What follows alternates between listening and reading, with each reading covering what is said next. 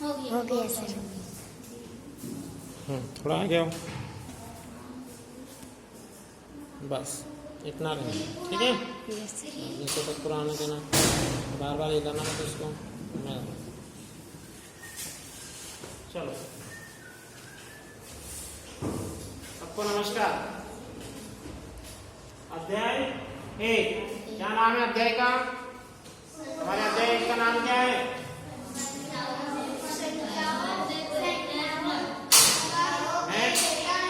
हाँ, आप खड़े हो बेटा, उधर घूमो। खड़े हो। पैटर्न से क्या समझते हो? पैटर्न से क्या समझते हो? हाँ, पैटर्न में क्या होता है? साक्षी खड़ी हो, खड़े हो जाओ। हाँ, संख्याओं में पैटर्न से क्या समझते हो? पैटर्न का मतलब क्या होता है?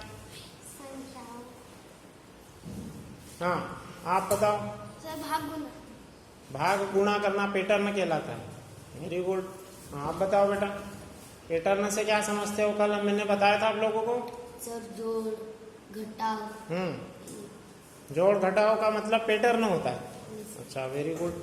हाँ दीपक, आप बताओ। पैटर्न हमने देखे थे ना कल, कौन कौन सा पैटर्न देखा था? कल आए नहीं थे? इसके पहले भी तो लिखा है हमने, संख्याओं के पैटर्न लिखे हैं। कौन कौन सी संख्याओं के बारे में पढ़ा हमने? कौन कौन से टाइप की संख्या के बारे में पढ़ा है? हाँ, कौन कौन सी संख्याओं के बारे में पढ़ा है?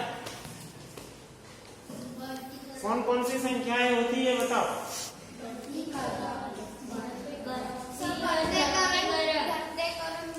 ये संख्या है बेटा। संख्याओं के पैटर्न बताना हमको, कौन कौन से टाइप की संख्याएं होती है?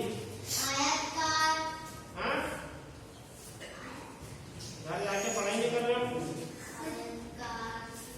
देखो, पैटर्न का मतलब क्या होता है? एक जैसी कोई भी चीज। अब वो एक जैसी कुछ भी हो सकती है। जैसे हमने कल पैटर्न में किसका देखा था? सौर मंडल का। किसका देखा था? सौर मंडल का। सौर मंडल क्या होता है? सौर मंडल में ग्रह और तारे होते हैं, है ना? तो ऐसे जैसे सूर्य था। अब सूर्य क्या है? तारा है। तो इसके चारों ओर क्या बेटा बनी हुई है? ग्रह है। ग्रह क्या करते हैं? इसके चारों कक्षाओं में गति करते हैं, है ना? ये सब क्या है बना रहा हूं मैं? कक्षा है। ये क्या है? कक्षाएं हैं। इन कक्षाओं में अलग अलग ग्रह है। जैसे सूर्य के पास यहाँ पे कौन सा ग्रह है? बुध। फिर यहाँ पर कौन सा है? शुक्र। फिर यहाँ पर कौन सा ग्रह है? पृथ्वी, इस पे हम रहते हैं। इसके बाद यहाँ पे कौन सा ग्रह है? बृहस्पति, सॉरी मंगल। कौन सा ग्रह है? मंगल। फिर अगली कक्षा में कौन सा ग्रह है सबसे बड़ा? बृहस्पति। फिर उसके बाद अगली कक्षा में कौन सा ग्रह है? इस तरीके का कौन सा ग्रह आता है? देखा होगा तुमने, शनि। इधर ध्यान देंगे, कोई भी इधर उधर नहीं देखे। शनि ग्रह है। शनि के बाद में नेपच्यून और फिर प्लूटो। ये सब ग्रह है। तो यहाँ से क्या समझ में आ रहा है? एक पैटर्न समझ में आ रहा है हमको कि तारे और ग्रहों के बीच में एक संबंध है। यह संबंध कैसा है? पैटर्न के रूप में। कैसा पैटर्न है? जैसे बीच में क्या है? सूर्य है, और ये बुध ग्रह क्या कर रहा है? इसके चारों ओर घूम रहा है।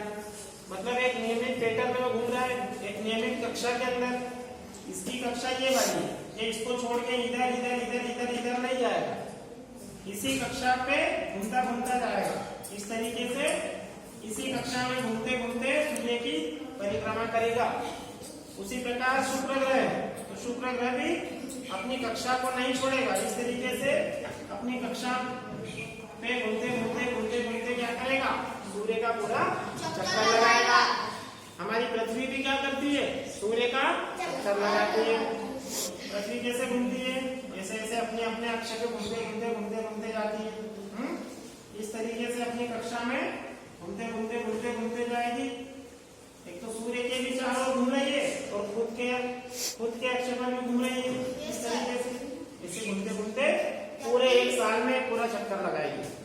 तो ये इसमें हमको क्या समझ में आ रहा है, पैटर्न समझ में आ रहा है। सूर्य है, सूर्य के बाद में बुध ग्रह है, बुध ग्रह क्या कर रहा है, एक नियमित कक्षा में चक्कर लगा रहा है सूर्य का। फिर शुक्र ग्रह है, शुक्र ग्रह भी क्या कर रहा है, सूर्य के नियमित बाहर क्या कर रहा है, एक कक्षा में चक्कर लगा रहा है।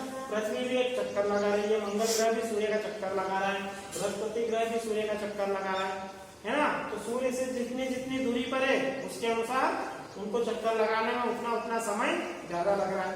तो ये सब एक तरीके से क्या है, ये आकाशगंगा है। और आकाशगंगा में ग्रह और तारे, सूर्य और पूरा सौर मंडल में जो जो ग्रह है उनके बीच में एक नियमित पैटर्न है। ये पैटर्न के अनुसार ही क्या कर रहे हैं, ये नियमित अपना कार्य कर रहे हैं। तो ये एक तरीके से सौर मंडल का पैटर्न होगा। उसी तरह से हम क्या कर सकते हैं, संख्याओं का पैटर्न भी जान सकते हैं। ठीक है, इसका पैटर्न भी जान सकते हैं, हम संख्याओं का पैटर्न भी जान सकते हैं।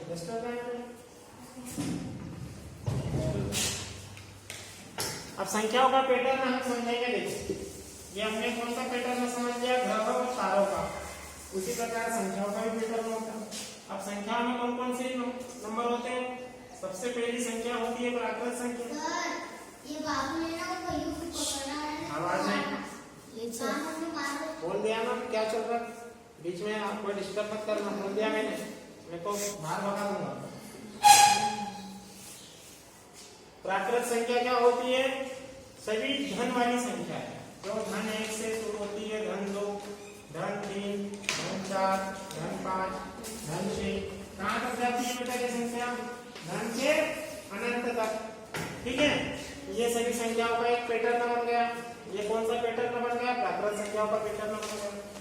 दूसरी संख्या आती है, अब इन्हीं प्राकृत संख्या में जैसे मैंने पैटर्न ढूंढना है। मान लो मैंने 2 नंबर लिया, 2 के बाद 3 को छोड़ दिया, फिर 4 ले लिया, 4 के बाद 5 को छोड़ दिया, 6 ले लिया, 7 को छोड़ दिया, 7 के बाद 8 को ले लिया, 8 के बाद 9 छोड़ दिया, 10 ले लिया। तो देखो मैंने कौन कौन सी संख्या ली है, 2, 4, 6, 8, 10, फिर 12, फिर 14। इस तरीके से वो संख्या आगे आती जाएगी। तो ये वाली जो संख्या है इनका कुछ अलग नाम है, इनका हमने कुछ अलग पैटर्न बना दिया। तो इन संख्याओं को क्या कहते हैं, सम संख्याएं। क्या कहते हैं बेटा, सम संख्याएं। सम संख्या का मतलब क्या होता है, देखो ये सभी संख्या 2 के पहाड़े में आ गई है ना। इनमें 2 का भाग जाएगा, 2 का 2, 2 दूनी 4, 2 तिया 6, 2 चौक 8, 2 पंजे 2, 2 छह 12। तो ये सभी संख्या कौन सी बन गई, सम संख्या बन गई। ये जिनमें 2 का भाग जाता है उनको सम संख्या कहते हैं। अभी लिखना नहीं है, समझना है।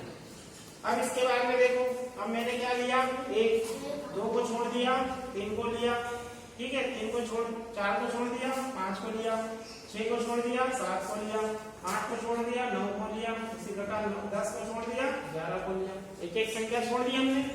अब ये कौन सी संख्या ली, 1 लिया, 3, फिर 5, फिर 7, फिर 9, फिर 11, फिर 13, फिर 15, फिर 17। इस तरीके से पैटर्न बन रहा है। देखो ये पैटर्न अलग है, ये पैटर्न अलग है।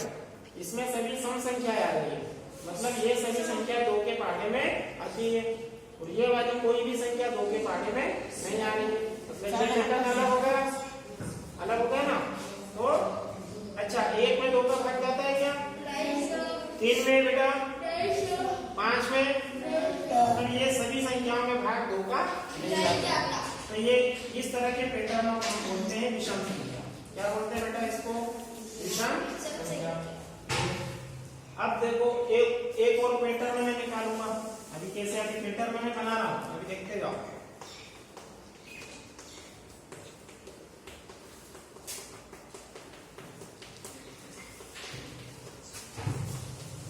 अब देखो, अब मैं कौन सी संख्या लूंगा, ध्यान से देखो।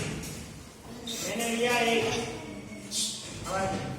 इनको छोड़ दिया, फिर लिया 4, फिर इनको छोड़ा, फिर लिया 9, फिर इनको छोड़ा, फिर लिया 16। अब देखो ये कौन सी संख्या है, ध्यान से देखो। 1, उसके बाद 4, उसके बाद 9, उसके बाद 16, 16 के आगे आएगा 25, उसके आगे आएगा 36, फिर आएगा 49, फिर आएगा 64, फिर 81, फिर 100। अब बताओ मुझे ये कौन सी संख्याओं का पैटर्न है, इसका नाम क्या है? बताओ बताओ, ये सब पढ़ा है मैंने। ये कौन सी संख्याओं का पैटर्न दिख रहा है बेटा? ये जो है ये वर्ग संख्याओं का पैटर्न है। कौन सी संख्याओं का पैटर्न? ये वर्ग संख्या है। वर्ग संख्या कैसे? 1 और 1 का गुणा करेंगे तो 1 मिलेगा। अब देखो 2 और 2 का गुणा करेंगे तो 4 मिलेगा। दिख रहा है पैटर्न? 3 और 3 का गुणा करेंगे तो 9 मिलेगा। पैटर्न समझो। 4 और 4 का गुणा करेंगे तो 4 चौक 16 मिलेगा। 25 कैसे मिलेगा? 5 का 5 में गुणा करेंगे तो 25 मिलेगा।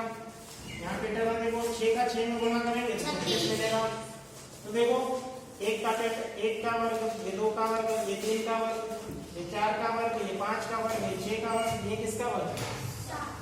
ये किसका वर्ग है? 7 का। 7 का 7 में गुणा करेंगे तो 49 मिलेगा। ये बन गया 7 का वर्ग। 64 कैसे मिला? 8 का 8 में गुणा करा तो 64 मिल गया। उसी प्रकार 9 का 9 में गुणा करा तो 81 मिल जाएगा। और आगे 10 का 10 में गुणा करेंगे तो 100 मिल जाएगा। तो ये संख्याएं जो मिल रही है 1, 4, 9, 16, 25, 36, 49, 64, 81, 100, ये बेटा वर्ग संख्याओं का पैटर्न बन गया। समझ में आ रहा है? अब इसके बाद और मैंने पैटर्न बताए थे। अगला कौन सा था? धन संख्या का पैटर्न। कौन सा पैटर्न? धन संख्या। अब धन संख्या कैसे निकालते थे? 1, उसके बाद 3, 3 के बाद 8, और 8 के बाद सीधा कौन सा नंबर आएगा? 27 आएगा। इसमें लिखा नहीं। अब कैसे आएगा देखो। पहले घन संख्या आएगी 1। कैसे घन आएगा? 1 का कितने बार गुणा करेंगे? 3 बार, तो मिलेगा 1। फिर 2 का गुणा करो, 2 गुणा 2 गुणा 2, 2 दूनी 4, 4 दूनी 8, कौन सा नंबर मिला? 8। ये देखो 8, कौन सा नंबर मिला? 8। फिर 3 का 3 बार गुणा करो, 3 3 9, 9 3 27, तो कौन सा नंबर मिल गया? 27। फिर अगला देखो 4 गुणा 4 गुणा 4, 4 का पहाड़ा 4 बार बोलो, क्या मिलेगा? 4 चौक 16, 4 चौक 16, और 16 का फिर से 4 में गुणा करो, 16 का फिर से 4 में गुणा करो, क्या आएगा? 64 आ जाएगा। ये क्या आ गया? 64। फिर 5 का करो, 5 गुणा 5 गुणा 5, 5 का 5 में गुणा करो, 25 आएगा। फिर 25 का फिर से 5 में गुणा करेंगे तो 125 आ जाएगा। इस तरीके से हमको क्या मिला? देखो प्राकृत संख्या केवल यही संख्या ही थी। फिर हमने क्या बनाया? इसके पैटर्न बनाया अलग अलग। हमने यहाँ से पहले 2 को निकाला, 4 को लिया, 6 को लिया, 8 को लिया, 10 को लिया, मतलब एक एक संख्या छोड़ छोड़कर हमने संख्या दे दी। तो यह संख्या का पैटर्न हमको कैसा पैटर्न मिला कि भाई इसमें 2 से भाग चले जाता है ना? तो ये जिसमें 2 से भाग चले जाता है तो हमने बोला सम संख्या ये है। फिर उसके बाद में हमने जो ये संख्याओं के अलावा जो संख्या बच गई फिर हमने उनको ले लिया। ठीक है, देखो 2 है, 1 बच गया, 1 ले लिया। यहाँ 4 है, 2 के बाद 4 है, 3 बच गया, 3 ले लिया। 4 और 5, 6 के बीच 5 है, 5 ले लिया। 6 और 8 के बीच 7 है, 7 ले लिया। 8 और 10 के बीच 9 है, 9 ले लिया। मतलब इनको छोड़ के जो संख्या बच गई वो सभी संख्या ले ली हमने। उनको क्या बोला हमने कि ये विषम संख्या है। कौन सी संख्या है बेटा? विषम संख्या है। फिर उसके बाद कौन सी संख्या आ गई? वर्ग संख्या। अब वर्ग संख्या किसको कहेंगे? इधर देखो ध्यान से। वर्ग निकालने के लिए क्या करेंगे हम? सबसे पहले कहां से संख्या शुरू होती है? 1 से। संख्या कहां से शुरू होती है? 1 से। 1 का कितनी बार गुणा करेंगे? 2 बार। तो 1 गुणा 1 क्या बनेगा बेटा? 1। फिर कौन सा नंबर आएगा 1 के बाद? 2। 2 का वर्ग बनाने के लिए क्या करना पड़ेगा? 2 का 2 बार गुणा करना पड़ेगा। तो 2 गुणा 2 क्या बन जाएगा? 4। फिर 2 के बाद कौन सी नंबर आता है? 3। 3 का वर्ग कैसे निकालेंगे? 3 का 3 में गुणा करके। 3 गुणा 3 क्या हो जाएगा? 9। 4 का वैसे निकालेंगे, 4 चौक 16। 5 का निकालेंगे वर्ग, 5 5 25। 6 का वर्ग निकालने के लिए 6 का 6 में गुणा करेंगे। 6 गुणा 6 30, 7 7 49, 8 8 54, 9 9 81, 10 10 तो ये जो संख्या मिली है हमको 1 4 9 16 25 36 49 64 81 100 ये सब क्या हो गई वर्ग संख्या।